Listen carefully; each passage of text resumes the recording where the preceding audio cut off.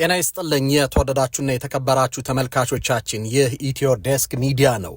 በዛሬው ዕለት በተሰሙ ወሳኝ መረጃዎች ላይ ትኩረት አድርገን ውይይት እናደርጋለን። በዋናነት የኢትዮጵያ የፈረንሳይ ጣሊያንና የአሜሪካ ጀነራሎች በአሰብ ወደብ ጉዳይ ለኢትዮጵያ አጋርነት የባህር በር ማግኘት አለባት፣ በሰላማዊ መንገድ ድርድሩን እናግዛለን የሚል ከዛ በተጨማሪ ደግሞ በቀጠናው ላይ ለሚታየው የሽብር እንደዚሁም ደግሞ የቀጠናውን ሰላምና ደህንነት የቀይ ባህር መተላለፊያ ለመጠበቅ ከኢትዮጵያ ጋር በጋራ እንሰራለን ማለታቸውን አስታውቋል።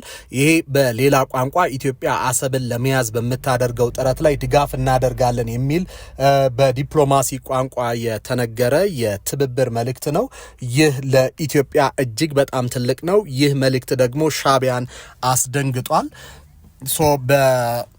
የማነ ገብረ መስቀል በዚህ ጉዳይ ላይ እንደዚሁ መግለጫ ሰጥተዋል። በጣም ነው የደነገጡት። ምክንያቱም ከዚህ በፊት ሻዕቢያ የነበረው በባህር በር ላይ ያለው አቋምና ድጋፍ ዓለም አቀፉ ማህበረሰብ ይታወቃል። ነገር ግን አውሮፓ ህብረት ኦስማን ሳሌ የውጭ ጉዳይ ሚኒስትሩ ማለት ነው ሄደው አናግረው ትብብር ለማሻሻልና ከአሜሪካ ጋር ግንኙነት ለማድረግ ከትራምፕ ጋር ደብዳቤ መጻፋቸው ይታወቃል። ነገር ግን እኚህ ሁሉ እንዳልተሳኩ ነው አሁን ያሉ መረጃዎች የሚጠቁሙት። በዚህ ምክንያትም በሻዕቢያ መንደር በተለይም ደግሞ ህግደፍ ድንጋጤ ውስጥ መግባቱ ነው የተነገረው። እኚህን ላይ ያተኮሩ መረጃዎችን ከናንተ ጋር እያወራን እየተነጋገርን ቆይታ እናደርጋለን።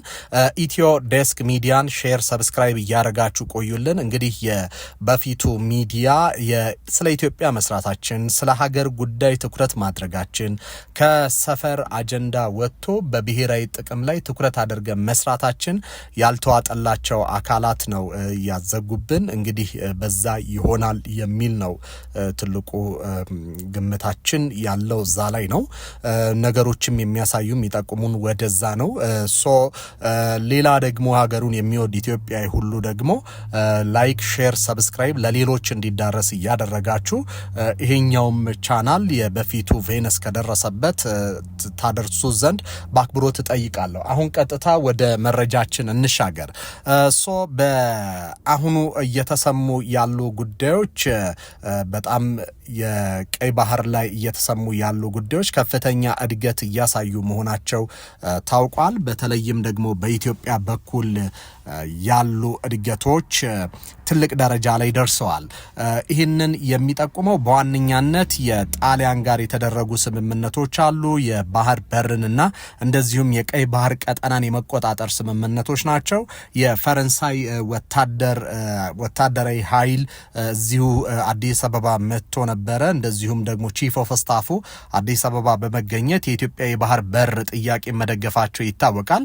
የአሜሪካው ቀደም ብሎ የአፍሪካ ጉዳዮች ላይ የሚመሩት ጀነራል መተው ደግሞ እንደዚሁ ከኢትዮጵያ ጋር መስራት እንፈልጋለን ብለው መናገራቸው ይታወሳል። እንግዲህ እነዚህ ሰዎች እዚህ የተገኙበት ዋነኛው ምክንያት ትልቁ ጉዳይ ኢትዮጵያ በቀይ ባህር ላይ ወሳኝ አጋር ፍለጋ ነው። ምክንያቱም የቀይ ባህር ቀጠና $1 ትሪሊየን የሚንቀሳቀስበት ቀጠና ነው። ይሄ $1 ትሪሊየን የዓለምን ንግድ በየአመቱ የሚዘዋወርበትና እንደዚሁም ደግሞ ታላላቅ ሀገራት ንግዳቸውን የሚያሳልጡበት ነው። ቀይ ባህር ተዘጋ ማለት አንደኛ ከ10 እስከ 12 ቀን የመርከብ ጉዞ ይጨምርባቸዋል። ይህም ማለት ደግሞ በቀጥታ ቀይ ባህር አቋርጠው ህንድ ውቅያኖስንና ወደ ፓሲፊክ የሚያቀኑበትን መንገድ ይዘጋና በአትላንቲክ ዞረው በምዕራብ አፍሪካ በኬፕ ኦፍ ጉድ ሆፕ አድርገው በሳውዝ አፍሪካ ማለት ነው ወደ ህንድና እንደዚሁም ወደ ፓሲፊክ የሚሄዱበትን ነው መደላድሎች ነው የሚፈጥረው። ያ ደግሞ ከነዳጅ አንጻር ከጊዜ አንጻር የዓለም ንግድን እጅግ ወደ ኋላ የሚጎትተው ነው የሚሆነው። ቀይ ባህር ማለት አቋራጭ መንገድ ነው። ከዛ በተጨማሪ ደግሞ 3 አህጉራት የሚገናኙበት ስፍራ ነው። አፍሪካ፣ ኤዥያ እና እንደዚሁም ደግሞ አውሮፓ ይገናኙበታል። ይህ ቦታ እንግዲህ ቻይና ለመጀመሪያ ጊዜ በታሪኳ የጦር ቤዝ ከሀገሯ ውጪ ያቋቋመችበት ነው። ሩሲያም ብትሆን ይህን ቦታ እጅግ በጣም ነው የምፈልገው። ሩሲያ ጦርነቱን ከዩክሬን ጋር ያደረገችው የባህር በርን የመቆጣጠር ጉዳይ ነው። ያ ምን ማለት ነው? ለምሳሌ በሩሲያ 2 ባህሮች አሉ በዋነኛነት። አንደኛው ልክ አዞቭን እንደወጣች የብላክ ሲ አለ ወይም ደግሞ የጥቁር ባህር ላይ የሩሲያ ከምትዋሰናቸው ሀገራት እነ ጆርጂያ የቀድሞ የሩሲያ ወይም የሶቪየት ህብረት አባል ሀገራት የነበሩት እነ ዩክሬን እነ ቡልጋሪያን የመሳሰሉ ሀገራት በዚህ አካባቢ ላይ ነው ያሉትና እነዚህ ሀገራት ደግሞ ሞር በኔቶ እየተሳቡ ያሉ ሀገራት ናቸው። ከዛ በተጨማሪ ደግሞ የባልቲክ ባህር ነው። የባልቲክ ባህር ደግሞ በዋነኛነት የኔቶ ባህር እየተባለ ነው የሚታወቀው። እነ ስዊድን እነ ፊንላንድ እነ ጀርመን ያሉበት ባህር ነው። ሌሪንግላንድ የሚባለው እና ሴንት ፒተርስበርግ ላይ ያለው የዚህ ወደብ ነው ሩሲያ ያላት። በዛ በኩል መውጣት ትችላለች። ሊኒንግራድ የሚባለው የሩሲያ ምድር የተነጠለ ስፍራ ነው። ከዛ የሴንት ፒተርስበርግ አለ፣ በዛ በኩል ነው መውጣት የምትችለው። ሶ ለሩሲያ የዛኛው ወይም ደግሞ የዚህ የባልቲክ ባህር ከባድ ያደርግባታል። ምክንያቱም ኔቶ የተቆጣጠረው ባህር ነው፣ የኔቶ ባህር ነው። ነገር ግን በዚህኛው በኩል ያለው የጥቁር ባህር በሱ በኩል አድርጋ ቱርክን ካገኘች በኋላ ኤጂያን ባህርን አቋርጣ በቦስፎረስ ስትሬት አቋርጣ ወደ አፍሪካና እንደዚሁም ደግሞ ወደ አውሮፓ መድረስ ወደ ሜዲትራኒያን መግባት የምትችልበትን አቅጣጫ ይፈልጋል።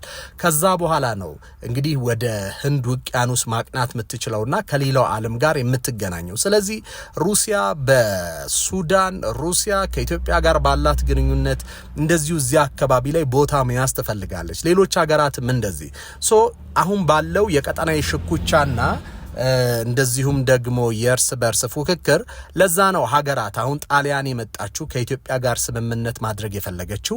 ፈረንሳይም ደግሞ በተደጋጋሚ ጊዜ የኢትዮጵያን የባህር በር ማግኘትና ወደ ቀጠናው መውጣት እንፈልጋለን፣ ከኢትዮጵያ ጋር መስራት እንፈልጋለን እያሉ ያሉት።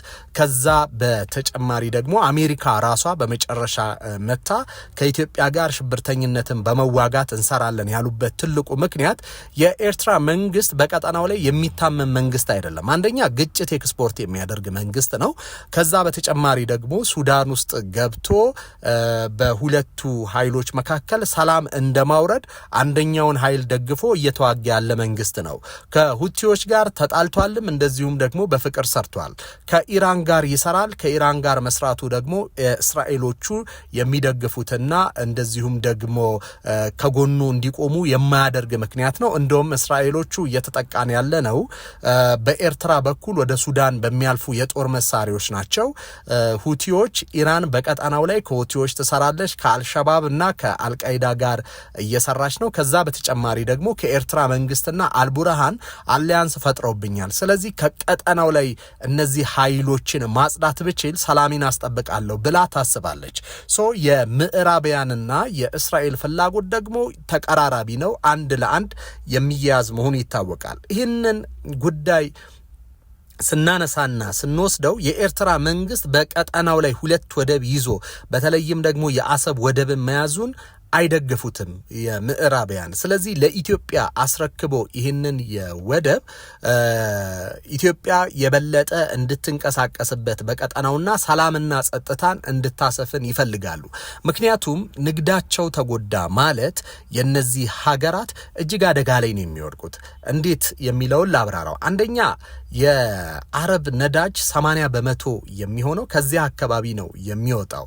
ለምሳሌ በኦፔክ ውስጥ ትልቁ የነዳጅ አምራች የሆነችው ሳውዲ አረቢያ በቀይ ባህር ላይ ነው የምትገኘው። ነዳጅ የምታስተላልፈው ከዚህ አካባቢ ነው። ዩኤኢ እዚህ አካባቢ ላይ ነው ያለችው። እንደዚሁም ሌሎች የአረብ ሀገራት እዚህ አካባቢ ላይ አካል ናቸው።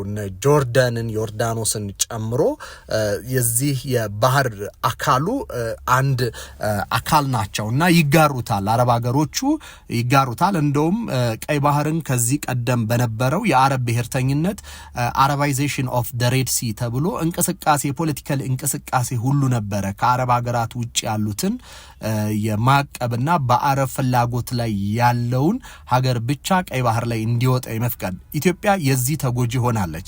አሁን የአረብ ብሔርተኝነት መዳከሙና ቅርጽ መለወጡ ሀገራት በራሳቸው ፍላጎት መንቀሳቀሳቸው የኢትዮጵያን የቀይ ባህር ጥያቄ እነ ዩኤኢን የመሰሉ ሀገራት እንዲደግፉት ሆኗል። ምን ለማለት ነው? አሁን ላይ ባለው መሰረታዊ እውነታ አንደኛው የነዳጅ መተላለፊያ ነው ይሄ ቦታ። ነዳጅ የዓለም አቀፉ ኃይል ወይም ደግሞ ሀያላኑም ሌሎች ሀገራትም የሚያገኙት በዚህ በኩል ነው። ስለዚህ ይሄ ቦታ ተዘጋ፣ ሽብርተኞች ተቆጣጠሩት። እንደ ኤርትራ ያሉ መንግስታት ደግሞ በቀጠናው ላይ ከአልቃይዳም ከሁቲዎች ጋር የሚሰሩ መንግስታት መቆጣጠር ማለት ለምዕራባውያኑ አንደኛ የኢነርጂ ችግራቸውን እንዳይቀርፉና የኢነርጂ ትራንስፖርቴሽን ላይ ችግር እንዲገጥማቸው ነው የሚያደርገው። ይህንን ለመረዳት እንግዲህ በሩሲያና በምዕራባውያኑ መካከል የነበረውን እሰጥ አገባ መመልከት ተገቢ ይመስለኛል። በሩሲያና በምዕራቡ መካከል የነበረው እሰጥ አገባ ዋነኛው ምክንያት የኢነርጂ ጉዳይ ነው። ከሩሲያ በዚህ በተፈጥሮ ጋዝና እንደዚሁም ደግሞ ነዳጅ ሁለቱን የያዘ ነው። ኦፍ ኮርስ የምግብ ኬዞች ኤዲብል ኦይል ወይም ደግሞ የምግብ የዘይትና እንደዚሁም የስንዴ ምርት ያለው መሆኑ ይታወቃል። ከማዳበሪያ ጋርም የተያዘ መሆኑ ይታወቃል። ነገር ግን አውሮፓን በዋነኛነት ያመሰው የኢነርጂ ጉዳይ ነበረ። አንደኛ በቂ የሆነ ነዳጅ እንደዚሁም ደግሞ የተፈጥሮ ጋዝን አለማግኘት። ስለዚህ የኢነርጂ ክራይሲስ ማለት ዓለም እንድትቆም የሚያደርጋት ትልቁ ምክንያት ኢነርጂ ነው ወይም ደግሞ የኢነርጂ ፋክተር ነው። ስለዚህ ዓለም ያ እንዲቋረጥበትና የኢነርጂ ትራንስፖርቴሽኑ ችግር ውስጥ እንዲገባ አይፈቅድም። ይህንን ደግሞ ችግር ውስጥ ሊከት የሚችል ሁኔታዎች አሉ። ለምሳሌ የሱዳን ቀውስ አለ። ሱዳን ተረብሻለች። የኤርትራ መንግስት ግጭት ኤክስፖርት አድራጊ ነው። ሶማሊያ አለች። ሶማሊያ ደግሞ አልሸባብ ከዋናው መንግስት አቅም በላይ ገኖ ያለበት ሀገር መሆኑን እናውቃለን። ስለዚህ የአልሸባብ ጉልበታምነት ጡንቻ በዚህ አካባቢ ላይ መኖሩ በራሱ የሚፈጥረው አደጋ እንዳለ ስጋት እንደሆነ እናውቃለን። ከዛ በተጨማሪ ደግሞ ሁቲዎች አሉ በኤደን ላይ ህንድ ውቅያኖስ ላይ ቢገኙም ከባብል ኤል መንደብ ከጅቡቲ ይሄ ቀጭኑን መንገድ የሚቆጣጠሩ ናቸው ወይም ደግሞ እዛ አካባቢ ያሉ ናቸው። በኤደን ያለው እውነታ ምንድነው? አሁን አልቃይዳም አይኤስም ሁቲዎችም እዛ ላይ ይንቀሳቀሳሉ። ስለዚህ በተለይ አይኤስና እንደዚሁ አልቃይዳ ስምምነት ማድረጋቸው ከሁቲዎች ጋርም በቅርብ ጊዜ ደግሞ ስምምነት ማድረጋቸው አልሸባብን የያዘ አሊያንስ እንዲፈጠር ሆኗል። ያ ደግሞ በኢራን መንግስት ይደገፋል። ስለዚህ ምዕራባውያኑ የበለጠ ስጋት ውስጥ እንዲገቡ ያደረጋቸው ይሄ ምክንያት ነው። የራሳቸውን አሊያንስ በቀጠናው መፍጠር መቻል አለባቸው። በዚህ አሊያንስ ውስጥ ወይም ደግሞ ትብብሮች ውስጥ የሱዳን መንግስት ባልቡርሃን የሚመራው አለ። የኤርትራ መንግስት ደግሞ ዋና አንቀሳቃሽ መሆኑ ይታወቃል። እንዴት እንከላከል ነው አሁን የአውሮፓውያኑ ሀገራት ይህንን ቀጠና እንዴት መከላከል አለብን? እንዴት ከደህንነት ስጋት መቆጣጠር አለብን የሚል ሰፊ የሆነ እንቅስቃሴዎችን እያደረጉ ነውና የዛ አካል ነው። አሁን ፈረንሳይ ልዩ ጥቅም አላት ወይም ደግሞ በጅቡቲ ላይ ያላት እንቅስቃሴ ይታወቃል። ከዛ በተጨማሪ ጣሊያን ማለት የኤርትራ የቀድሞ ቀኝ ገዢ ናት። በኢትዮጵያ የነበራት ተሳትፎ የሚታወቅ ነው። እዚህ ሀገርም ኢንትረስት እንዳላት ይታወቃል። የዋናዋ ሶማሌም ቀኝ ገዢ ነበረች ጣሊያን። ስለዚህ ኢጣሊያን ሶማሌላንድ የሚባለው እንግዲህ ሞቃዲሾን የያዘው ነው። እዚህ ቀጠና ላይ ጣሊያን ፕሬዘንስ ያላት ሀገር ናት። ከኢትዮጵያም ከኤርትራም እንደዚሁም ከሶማሌ ጋም ከዛ ውጪ ሊቢያ ላይ ነው ያላትና ከቀይ ባህር እስከ ሜዲትራኒያ ባለው ቦታ ላይ ጣሊያን ልዩ ኢንትረስት አላትና ባህሩን መቆጣጠር ትፈልጋለች። የዚህ የኮሎኒያል ሌጋሲን እንዴት እናስቀጥላለን በሚለው ላይ ይሰሩበታል። ዛሬ እነ ፈረንሳይ ያንን ነው እያንቀሳቀሱ ያሉት። ሁለተኛ የፈረንሳይ መንግስት ደግሞ የገጠመው ችግር አለ። በተለይም በምዕራብ አፍሪካ ሀገራት ብዙዎቹ የሩሲያ ደጋፊ ሆነው የፈረንሳይ መንግስትን እያስወጡትና እያባረሩት ነው። የፈረንሳይ መንግስት ኦስትድ ወይም ደግሞ እየወጣ ያለ ነው። ስለዚህ ሌሎች አዲስ አጋሮችን ይፈልጋል። እንደ ኢትዮጵያ እንደ ናይጄሪያ ያሉ በፊት ፍራንኮፎን ወይም ደግሞ የፈረንሳይ ቋንቋ ተናጋሪ ሀገሮችን እየፈለጉ ነበረ ግንኙነት የሚያደርጉት። አሁን ግን ከዛ ወጥተው እንግሊዘኛ ተናጋሪ ሀገራትን ኢትዮጵያ ያው በቀኝ ባትገዛም ግን በትምህርት ስርዓቱ የአንግሎፎን ወይም የእንግሊዘኛ ተናጋሪዎች አባል ተደርጋ ነው የምትወሰደው። ስለዚህ ፈረንሳይ ከኢትዮጵያ መንግስት ጋር እንደዚሁ ግንኙነት እያደረገች ትገኛለች። ከኢትዮጵያ መንግስት ጋር እየሰራች ትገኛለች። ያ ደግሞ በምዕራብ አፍሪካ የገጠማትን ችግር ለማካካስ በአፍሪካ ያላትን ሮል ሚና ለማጣት እንደ ኢትዮጵያ እንደ ናይጄሪያ በህዝብ ቁጥርም በኢኮኖሚ ደረጃም ከፍ ካሉ ሀገራት ጋር መስራት ጀምራለች። ስለዚህ ይህንን ደግሞ ኢንትረስት ለማሳካት በኢትዮጵያ የቀይ ባህር ጥያቄን መደገፍ መቻል አለባት። በቀይ ባህር ላይ አሊያንስ ማኖር አለባት። እንግዲህ ከምዕራብ ሀገራት እነዚህ ሶስቱ ሀገራት አሉ፣ ፈረንሳይ፣ አሜሪካና እንደዚሁም ደግሞ ዩናይትድ ስቴትስ ኦፍ አሜሪካ። ሶስቱ ሀገራት ናቸው በኢትዮጵያ የባህር በርን ጥያቄ በይፋ እንደግፋለን፣ ኢትዮጵያ ወደ ቀይ ባህር ቀጠና መውጣቷን ደግሞ ድጋፍ እንሰጣለን ብለው በግልጽ ያወሩት። እኚህ ሀገራት ከምስራቁ ሀገራት ጋር ፍጥጫ ውስጥ የገቡ ናቸው። ከዛ በተጨማሪ ደግሞ የጸጥታው ምክር ቤት አባል ሀገራት ናቸው። በዚህ በጅቡቲ ላይ ሶስቱም ሀገራት ቦታ አላቸው። ፈረንሳይ አላት፣ ጣሊያን አላት፣ አሜሪካ አላት። አሜሪካ እንደውም የቀድሞ ሊሞኔር የተባለውን የፈረንሳይ የጦር ቤዝ ይዛ ነው የምትገኘው። ስለዚህ እነዚህ ሀገራት የኢትዮጵያ ብትወጣ ወይም የአሰብን ወደብ ብትቆጣጠር ስትሬች የሚያደርጉበት ወይም ደግሞ የቀይ ባህር የሚቆጣጠሩበት አድማስን የሚያሰፋው። ከዛ በተጨማሪ ኢትዮጵያ ሽብርተኝነትን የመዋጋት ትራክ ሪከርዷ ጥሩ ነው። ወይም በአልሸባብን ተዋግታለች ከዚህ ቀደም አልሸባብን አስታክሳ አልሸባብን መታ አልሸባብን እስካሁን ባለ ሁኔታ ተቆጣጥራ ያለችው ኢትዮጵያ ናት። ያ ኤክስፒሪየንሷ ሰላምን ኤክስፖርት ማድረጓ ግጭትን የመከላከል ከአሸባሪዎች ጋር የመፋለም ኋላ ታሪኳም ዛሬም እየሰራቸው ያለው ታሪኳ በቀጠናው ላይ ወይም በቀይ ባህር ላይ ብትወጣ ይህንን በከፍተኛ ደረጃ ልታግዝ የምትችል ሀገር ናት ብለው እንዲያምኑ አድርጓቸዋል። ይህም ነው ድራይቪንግ ፋክተሩ ለነዚህ ሀገራት በቀይ ባህር ላይ መተው ኢትዮጵያ በቀይ ባህር ላይ ብትመጣ ትጠቅመናለች ብለው የሚያስቡት ከዚህ አንጻር ነው።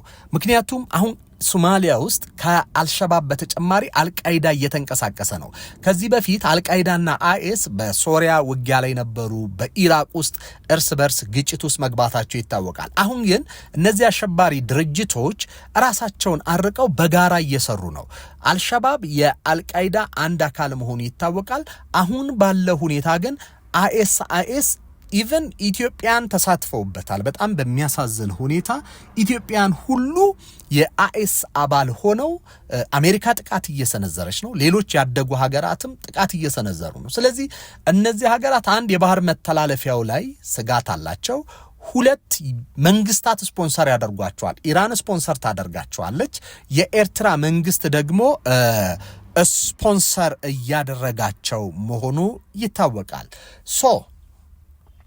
በዚህ ምክንያት አሁን እነዚህ ሀገራት የኢትዮጵያን ወደ ባህር በሩ የመውጣት ህልም እንቅስቃሴ ሚት ያደረገበት ነው። ኮንቨርጅ ያደረገበትን የታሪክ አጋጣሚ አግኝተናል ማለት ነው። ኢትዮጵያ ታፍኛ አልሞትም፣ የባህር በር ያስፈልገኛል ትላለች። በቀጠናው ላይ ደግሞ እንደ ኢትዮጵያ አይነት ሰላም አስከባሪ ኃይል የሚፈለግበት ጊዜ ላይ ተደርሷል። የሁለቱ የኢንትረስት ፖይንት አንድ ላይ መምጣቱ አሁን ለኢትዮጵያ እጅግ ጠቃሚ ነው። ለዛ ነው እነዚህ ሀገራት መተው ከኢትዮጵያ ጋር ስምምነት እያደረጉ ያሉት። ሁለተኛ ደግሞ ማሰብ ያለብን አሜሪካ ፎሬን ፖሊሲ ላይ በወጣ አንድ ጽሁፍ ከዚህ ቀደም ምልከቷ የአሜሪካ በህዳሴ ግድብ ላይ በግብጽ አይን ነበረ ህዳሴ ግድቡን የተመለከተችው። በተለይም የአብርሃም አኮርድ የአብርሃም ስምምነት የሚባለውን የእስራኤልና የአረብ ሀገራትን ግንኙነታቸውን በማደስ ወደ መደበኛ ግንኙነት ለመለወጥ በተደረገው ጥረት ላይ የግብጽ ጉዳዩን አቀጣጣይ ወይም ደግሞ የጉዳዩ ሻጭ ነበረች፣ ኒጎሽየተር፣ ደላላ፣ ብሮከር ሆና ስትሰራ ነበረ ግብጽ። በዚህ ምክንያት የህዳሴው ግድብ ለመስዋዕት ለእርድነት የቀረበበትን ሂደት እናስታውሰዋለን። አሁን ግን ፕሬዝዳንት ትራምፕ የቀይ ባህርን ጉዳይ በግብጽ መነጽር ሳይሆን በአሜሪካን መነጽር ወይም ደግሞ በአሜሪካን የጥቅም ፍላጎት ነው እየተረዱት ያለው። ይሄ ለኢትዮጵያ ትልቅ እድል ነው። ምክንያቱም ጉዳዩን ከአሜሪካ አንጻር መረዳት ማለት በዚህ ቀጠና ላይ የአሜሪካን ኢንትረስት እና የኢትዮጵያ ኢንትረስት ተመሳሳይ ነው። አንደኛ የጸጥታ ጉዳይ ነው። አሜሪካ ጸጥታን መቆጣጠር ነው በቀጠናው ላይ የምትፈልገው። ኢትዮጵያ ደግሞ የሰላም አስከባሪ፣ ጸጥታ አስከባሪ፣ ከአሸባሪዎች ጋር በመዋጋት ጥሩ ትራክ ሪከርድ ያላት ሀገር በመሆኗ የመረጧትም በዚህ ምክንያት ነው። ስለዚህ ጉዳዩን ከግብጽ እይታ በግብጽ ብሔራዊ ጥቅም በግብጽ መነጽር ከመመልከት ይልቅ በኢትዮጵያና በአሜሪካ በራሳቸው መነጽር ነው የተመለከቱት። ያ ደግሞ ለኢትዮጵያ ብሔራዊ ስሜት ወይም የኢትዮጵያ ብሔራዊ ጥቅምን ለማስከበር ትልቅ እድልን የሚፈጥር እንደሆነ ነው እየተነገረ ያለው። እውነታውም ያንን ነው የሚያመለክተው። ስለዚህ የነዚህ ሀገራት በዚህ ቀጠና ላይ መሰየም፣ የነዚህ ሀገራት በዚህ ቀጠና ላይ መምጣት ኢትዮጵያን በእጅጉ ተጠቃሚ ያደርጋታል። ኤርትራን ደግሞ ድንጋጤም የተፈጠረባቸው በዚህ ምክንያት ነው ማለት ነው። እነዚህ ሀገራት ስሜታቸውን አልደበቁም፣ በግልጽ እየተናገሩ ነው። ኢን ሴንስ ምንም የኢትዮጵያን ጉዳይ እንደግፋለን፣ ከኢትዮጵያ ጋር እንሰራለን፣ የኢትዮጵያን የባህር በር ጥያቄ እንደግፋለን እያሉ ነው። ምክንያቱም የቀይ ባህርን ቀጥታ ለመቆጣጠር ኢትዮጵያ የባህር በር ሳይኖራት ወደ ባህር ዳርቻው ሳትወጣ መቆጣጠር አይችልም። ስለዚህ ኢትዮጵያ የባህር በሩን ወይም ደግሞ የቀይ ባህር ቀጠናን እንድትቆጣጠርላቸው ካስፈለገ ኢትዮጵያ ወደ ባህር በሩ መውጣት ያስፈልጋታል ማለት ነው። ነገር ግን እነዚህ ሀገራት በሰላም በድርድር ይላሉ። ኦፍ ኮርስ ዲፕሎማሲ ነው ይሄ። ኢትዮጵያ ገብተሽ ተቆጣጠሪ ያዢ፣ የኤርትራ መንግስት ግጭት እንዲነሳ አይፈልጉም። ኦፍ ኮርስ ረዥም ርቀት ሄደው ኤርትራውን ጫና ፈጥረው ኤርትራ መንግስት የባህር በሩን ተገዶ እንዲያስረክብ ይደረጋል። ነገር ግን ደግሞ ያንን ማድረግ የማይቻል ከሆነ ኢትዮጵያ እርምጃ እንድትወስድ ድጋፍ ሊያደርጉላት ይችላሉ። ምክንያቱም የኤርትራ መንግስት ኢትዮጵያን ወሮ ያለበት ሁኔታ ነው። ግዛቷን ተቆጣጥሯል። ለባህር በሩ ተብሎ ሳይሆን የኢትዮጵያን የግዛት አንድነት በመናዱና በኢትዮጵያ ውስጥ እንቅስቃሴዎችን እያደረገ በመሆኑ ያንን ለመከላከል ሲባል የኢትዮጵያ መንግስት ወደ ባህር በሩ የሚገባበት አውድ ይፈጠራል ማለት ነው። ያንንም ያገዛሉ። እንግዲህ ከሰሞኑ የተደረጉት ስብሰባዎች የ4 ኪሎ ወታደራዊ ስብሰባ ሻዕቢያን ማስደንገጡን የተነገረው ከሰሞኑ የአሜሪካ፣ ፈረንሳይ እንደዚሁም ደግሞ ጦር አዛዦች ከጠቅላይ ሚኒስትር አብይና ፊልድ ማርሻል ብርሃኑ ጁላ ጋር መምከራቸውን ተከትሎ ኤርትራ አሁን ላይ የተቃውሞ መግለጫ አውጥታለች። በወታደራዊ አጋርነት ፕሮፓጋንዳ አንንበረከክም ይላል። እንግዲህ የኤርትራ መንግስት ያወጣው መግለጫ የአስመራ ባለስልጣናት የተለያዩ ሀያላን ሀገራት ጀነራሎች ወደ ኢትዮጵያ አቅንተው የኢትዮጵያን ወደ ቀይ ባህር የመግባት ፍላጎት እንደሚደግፉ መግለጻቸው በእጅጉ አስደንግጦታል። ያንን የተከተለ መግለጫ ነው እያወጣ ያለው። ምክንያቱም ኤርትራ መንግስት በምዕራባውያን ድጋፍ በአረብ ሀገራት አጋዥነት በነ ሶሪያ፣ በነ ኢራቅ፣ በነ ግብጽ ሀገርነት እውቅናን ያገኘውና በእኛ ደግሞ በጣም በኢትዮጵያ ብሔራዊ ጥቅምን ክደው ከኤርትራ ጋር በተሰለፉ መሪዎቻችን ምክንያት ነው ኤርትራ ሀገር የሆነችው። ከዛ በተጨማሪም ሁለት የባህር በር ይዛ እንድትገነጠል ያደረገችው። አደራዳሪዎቹ በወቅቱ የነበሩት እነ ሄርማን ኮን እንኳን ኢትዮጵያ የባህር በር ያስፈልጋታል አሰብን ይዛ፣ ነገር ግን ደግሞ ኤርትራ ምጽዋን ይዛ ትገንጠል የሚል ሐሳብ ማቅረባቸው ይታወቃል። በእኛ በኩል ግን ተቀባይነት እንዳላገኘ እናውቃለን። ታሪክም ያንን ነው የሚለው። እንግዲህ ከሰሞኑ ወደ ኢትዮጵያ ያቀናው የጣሊያን ባህር ኃይል አሰብ ላይ ለመሰማራት ከተዘጋጀው የኢትዮጵያ ባህር ኃይል ጋር ለመስራት ስምምነት ማድረጉ ይታወቃል። ፊርማም ተፈራርሟል። ጣሊያን ወደ ቀይ ባህር ለመግባት በዝግጅት ላይ ለሚገኘው የኢትዮጵያ ባህር ኃይል አጋርነትን አሳይታለች። ይህንን አጋርነት ባሳየችበት ማግስት የፈረንሳይና ደግሞ የአሜሪካ ጀነራሎች ተከታትለው ነው አዲስ አበባ የገቡት። የሀያላን ሀገራት ጀነራሎች ፊታቸውን ወደ ኢትዮጵያ ማዞር ያስደነገጣቸው የአስመራ የህግደፍ የአዲሃሎ ሰዎች በወታደራዊ አጋርነት ፕሮፓጋንዳ አንበረግግም አንፈራም እያሉ ናቸው የሚገኙት። የተለያዩ ሀገራት የጦር ጀነራሎች በአዲስ አበባ ጉብኝት ማድረጋቸው የኢትዮጵያን ባለስልጣናት ከአሰብ ጋር በማገናኘት እያደራደሩ ነው ስትል እንግዲህ ኤርትራ ክስ አሰምታለች። የኤርትራው የማስታወቂያ ሚኒስትር የማነ ገብረ መስቀል የኢትዮጵያ መንግስት እንግዲህ የተለያዩ ሀገራት የጦር አዛዦችን የአዲስ አበባ ጉብኝት ለሌላ ዓላማ እየተጠቀሙበት ነው ብሏል። ያው በፕሮፓጋንዳ እነዚህ ሀገራት በነገራችን ላይ ለሌላ ዓላማ መጠቀም የሚለውን ከየት እንዳመጡት አላቅም አቶ የማነ። ነገር ግን በቀጥታ እየተናገሩ ያሉት የባህር በር ይገባታል የሚል ነገር ነው።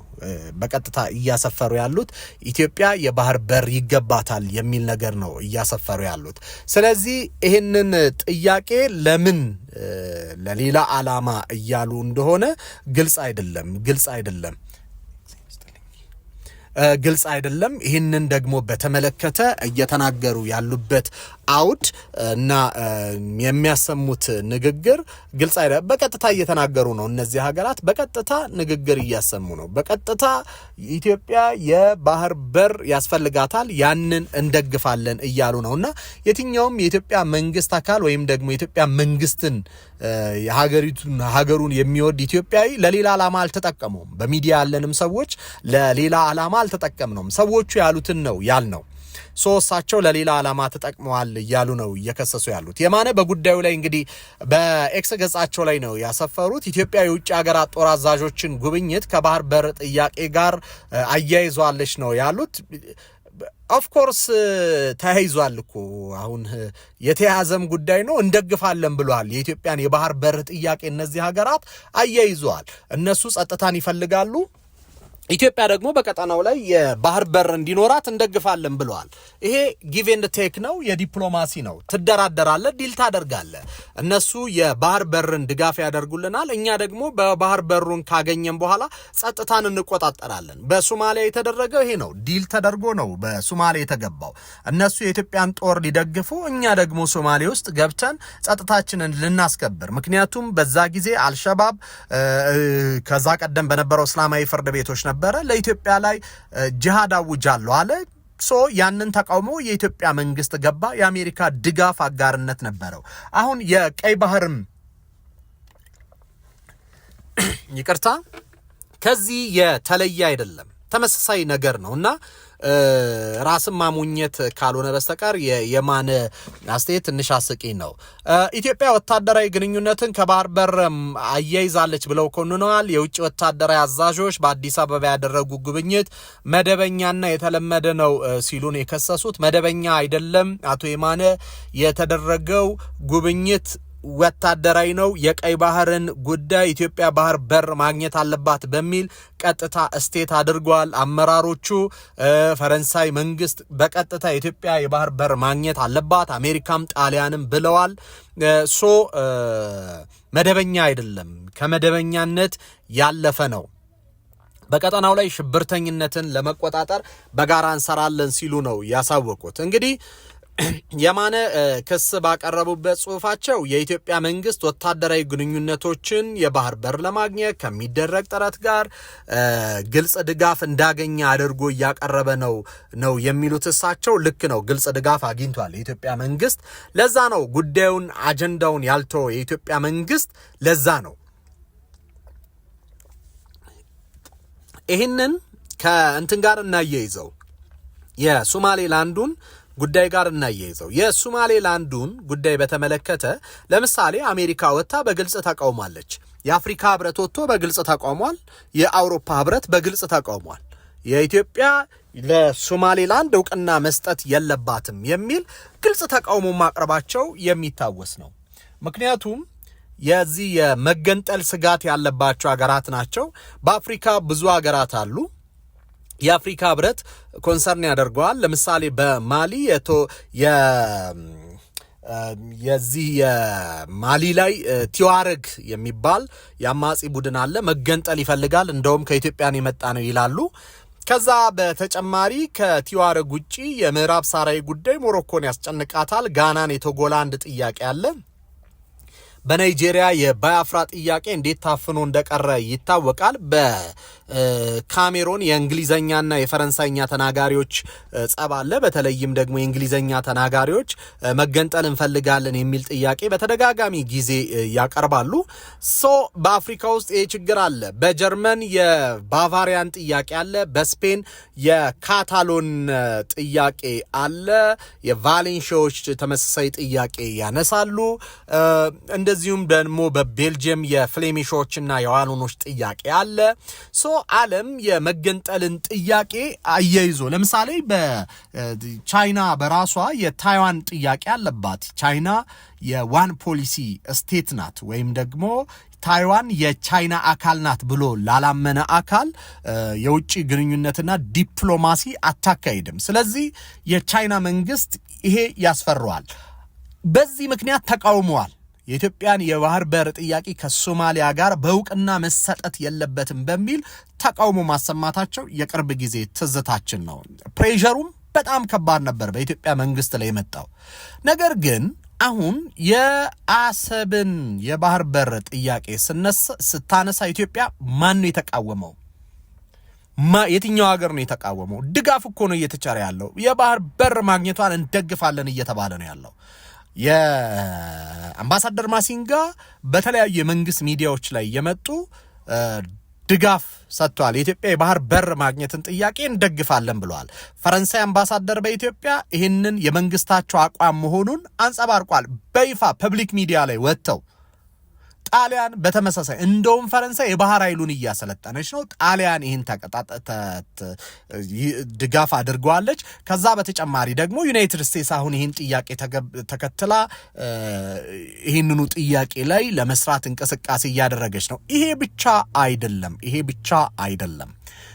እስራኤል አለች፣ ዩናይትድ አረብ ኤምሬት አለች። እነዚህ በቀጥታ ድጋፍ ለኢትዮጵያ የሰጡ ሀገራት ናቸውና የማነ ካሉት ጋር ይሳሳታል። እንደውም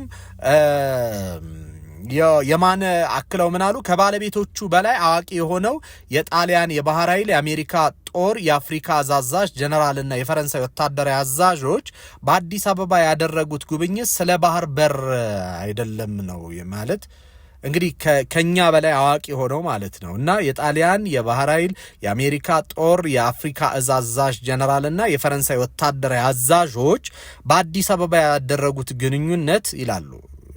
ማለት እነዚህ ሰዎች በግልጽ ባይናገሩ ምንም አይደለም። ፐብሊክሊ ነው የተናገሩት። ድምጻቸው አለ፣ ጎግል አድርገው ማግኘት ይችላሉ። ራስን ማሞኘት ካልሆነ በስተቀር በግልጽ ነው የተናገሩት።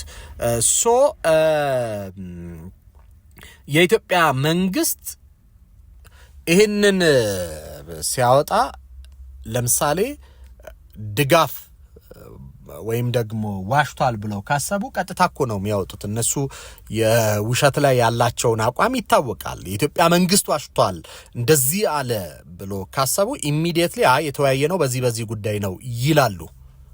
ለምሳሌ የፈረንሳዩ ጦር አዛዥ ኢትዮጵያ የባህር በር ይገባታል ሲሉ ነው በቀጥታ የተናገሩት። ጀነራሉ ወደ ቀይ ባህር መውጣቷ ለፈረንሳይ በረከት ነው ሲሉ ነው የተናገሩት። እንደውም ከቀናት በፊት በሁለትዮሽ ወታደራዊ ጉዳዮች ላይ ከኢፌድሪ መከላከያ ሰራዊት ጀነራል መኮንኖች ጋር መክሯል። ጀነራል ፒየር ሺል ነው የሚባሉት የተለያዩ ተቋማትን ከጎበኙ በኋላ ከጦር ኃይሎች ጠቅላይ ኤታማዦር ሹም ፊልድ ማርሻል ብርሃኑ ጁላ ጋር ተወያይቷል። እሳቸው ምንድነው ያሉት? የኢትዮጵያ ባህር በር በሰላማዊ መንገድ ለማግኘት ያላትን ፍላጎት እንዴት ይመለከታሉ ተብለው በመከላከያ ሚዲያ ጋዜጠኞች ጥያቄ ተነስቶላቸው ነበር። ኢትዮጵያ በጣም ትልቅ አገር ናት። በጣም ትልቅ የኢኮኖሚ ኃይልና ህዝብ አላት። ስለዚህ ኢትዮጵያ የምትፈልጋቸውን ዕቃዎች መላክና ማስገባት እንድትችል ኢትዮጵያ ዓለም አቀፍ የንግድ መስመሮች አካል መሆን አለባት። እንደምታውቁት አሉ ፈረንሳይ መጥፎ ሀገር አይደለችም። ይህ እንዲሳካ ፈረንሳይ የሰላም ድርድሩን እየደገፈች ነው። የተባበሩት መንግስታትን ጨምሮ ብዙ ድርጅቶችም በሐሳቡ እየደገፈች ነው ሲሉ መልሰዋል። እንግዲህ እንደዚህ በግልጽ እያወሩ እንዴት ነው ነገሩ? አቶ የማነ ምን እያሉን ነው? መረጃው ይኸውና እኮ ከኢትዮጵያ ጋር የተካሄደው ወታደራዊ ትብብር ዋነኛ ዓላማ ምንድነው በሚል ጥያቄ ተነስቶላቸው ነበር። እኔ የፈረንሳይ ሰራዊት መሪ ነኝ። በጣም ትልቅና ጠንካራ ከሆነው ከኢትዮጵያ ሰራዊት ጋር ያለንን ትብብር ለማሻሻል አዲስ አበባ በመገኘቴ በጣም ኮርቻለሁ። ስለዚህ ትብብራችን አሉ በዋናነት የወታደራዊ ቁሳቁስ ድጋፍ፣ የሰላም ማስከበር ስራዎች፣ የፈንጂ አወጋገር ተግባራት ነው። በሰው ኃይል ስልጠናና በሌሎችም ይቀጥላል የሚል ነገር ተናግሯል። ስለዚህ አሁን እነዚህ ሰዎች በግልጽ ነው የተናገሩት።